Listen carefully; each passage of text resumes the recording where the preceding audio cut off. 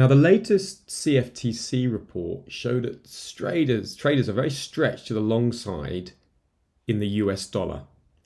And when you see stretch positioning like this, that means there's a vulnerability for a sharp correction if there's any reason for US dollar selling.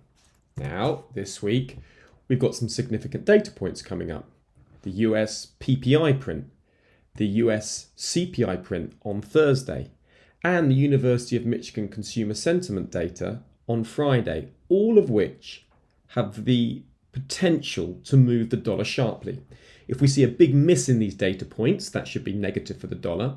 And if we see a big beat on these prints and better than the market's expecting, that should be positive for the dollar. Now, with the dollar being so stretched to the long side, it makes sense to favor selling if it's appropriate.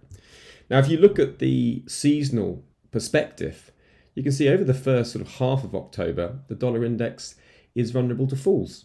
So weakness in the first of October is a seasonal buy. So if there's reasons to sell the dollar, including a miss in the PPI, a miss in the CPI, and the miss in the University of Michigan consumer sentiment data, then it would be reasonable to expect dollar downside, and then perhaps you might see Aussie US dollar upside longs would make sense, or Euro US dollar upside longs would make sense if you don't have access to the dollar index itself.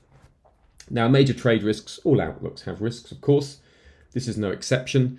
The major trade risk here, of course, is that yields rise on higher US interest rate fears and the dollar gains even further if the upcoming US data comes in much better than expected. There is also a geopolitical risk if there's further fallout from the Gaza-Israel conflict with an escalation involving other countries. That's also likely to support the US dollar. Remember, don't just trade it, seize an exit.